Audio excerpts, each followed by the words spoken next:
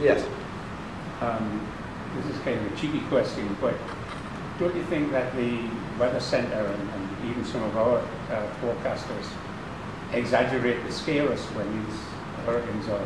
The scale? Yeah. Yeah, well, the problem with hurricanes, and even as a meteorologist, I know what you're talking about.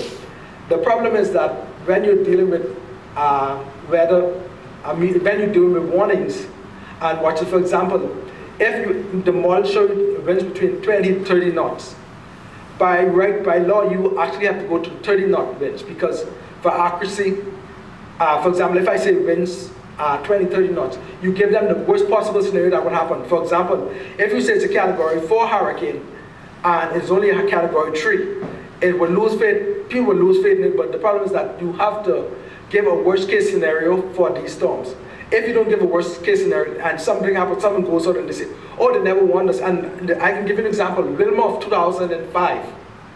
And the problem was, Wilma was a category 1 storm. And the officials in Freeport asked those persons to move. And they said, no, we're not going to move because it's just a category 1 storm. We don't have to. But the problem is it flooded, came here, the water was up to the roof, and it was only a category 1 storm. And after the storm hit, and there was one person died, Matario Pinta, a baby, a 1-year-old baby died in that storm. And many of them said that they did not get the warnings, did not tell us that the storm would be this bad.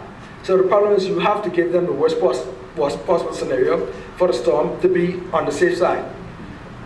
And if, let's say, even with the winds, simply with the winds or severe thunderstorm, we tell you that there's a possibility with a severe thunderstorm warning, you can get hail, you can get strong gusty winds. Maybe sometimes there's no hail in it, but you have to mention it. You can have lightning, but you have to mention it to be accurate and be on the safe side and to cover yourself. Any other questions? Yeah. Just an observation. I had a grand-uncle, Yes. his wife, and 4 children who died in that storm. Really? Yes, they were over there farming. Yes. And apparently, when the wind shifted, when the storm shifted, the wind shifted around. Yeah. The water came from the opposite direction, and that was what killed around a lot of persons. Yeah. And to this day, I know that, well, my granduncle and his family, they were from Exuma. Yes. And quite a few Exumians were involved. Yeah, many exams. I saw a lot of records of it. Yes. And I know that to this day, they were told that that they do not have a record of the amount of persons who were drowned. Yeah. And this confirms what you said. Yeah. Because, and what they did actually after 1928, in 1929, they put a slaughterhouse on the mass grave. A slaughterhouse was built on top of one of the mass grave at Tambourine Avenue. And a road, one of the main thoroughfare, went through the grave itself. And for many persons, many of the black individuals up there, one of them was Robert Hazard, who helped me out significantly. Him and this 28th Storm, he formed a coalition called the 28th Storm Coalition to basically help them recognize those victims, because he said that by them putting a road over the grave itself is not showing respect for the dead. And it was only until 2000, I think it was 2001, that the Palm Beach area and the U.S. government bought the land back from the slaughterhouse, and they redirted the route of the storm, and they then cleaned it up and basically made it a monument, and it's now counted as a preferred site in the U.S. government archives. For example, it has the same rights as the Grand Canyon and every other, because they consider it's important. But that never happened until 2003, when the 75th anniversary of the storm. Prior to that, nobody knew who died. There's a lady who I spoke to, who I did research, Clotilda Miller. She was from Elutra, and all of her sisters and brothers and her dad and her mom died in that storm. Many of her sisters and cousins died in that storm as well. And she never knew her daddy. Yes. Do you have any names of the people who died in Nassau? Yes, in the book itself, I have names of many persons. And the problem is that when I did the name, I did a list of names, but the problem, the name is so much, to use 20 to include the persons would be and fill another book. So basically, rather than name the names, and I think I'm working on another song. I think with that song, I'm going to give the names as well. Another question. The graves, all of them are marked now? Or? Yes, they're marked. The 3 of them are marked now. And there's some that still remain unmarked, but that's just, but the three major ones are marked. And if you Google it, it's called the Tamarind Avenue and 25th Avenue mass grave. That one has about 1,600 persons, 1,600 black victims. And the other one, I think, has like 600 or 800 persons. And the other one has a significantly less amount.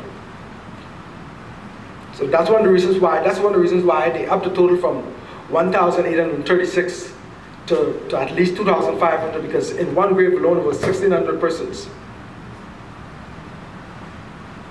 Yes. In the 1929 hurricane, my grandfather died, and my uncle said he was 13 years old. Yeah. And they were swimming from Paradise Island to Nassau. Oh, really? And my grandfather despaired, but his son was thrown by a big wave, they said, on what's now Holland Swell. Oh, really? Oh. At the back. Yeah. Did you happen to have any names for the 1929 hurricane? Yeah, there are some names in the book itself. I think there was one, let me see if I can remember. There's a son named with a car. I think there was a baby, and I think I have others, but I don't have the names themselves now. I think it's Patrick Carr is one of them. Then there's a son named with a grain. There are others, many others, and I have them in the book.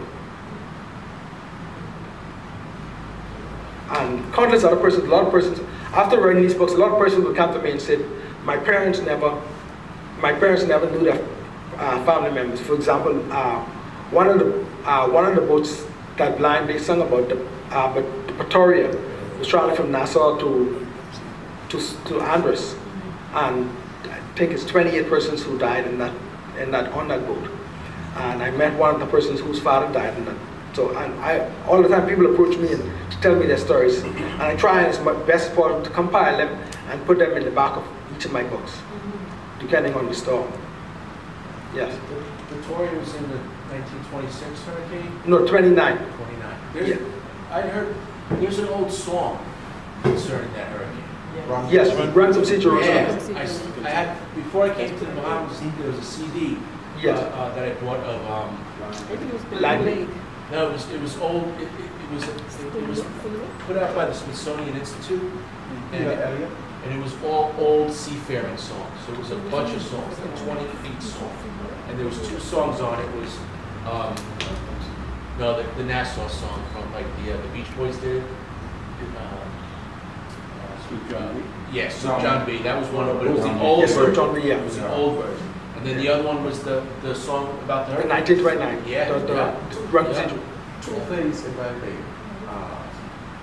The sloop John B was built by John Sully Bennett Bethel of Governor's Harbor, Louisville, and he died in 1923. Really? And he was the great-grandfather of the former Minister of Transport, Philip Bethel. He built the sloop John B in Governor's Harbor. Oh, really? Now, the other sloop the schooner you're referring to, the Pretoria. Yes. That did not sink in 1929. Peter Elliott recorded that first.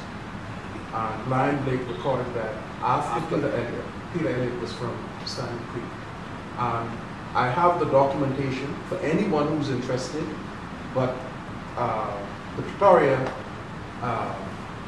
sank in 1930 outside of Fresh Creek Harbor, I think it was. And the news of it was carried in the newspaper. It was carried in the newspaper.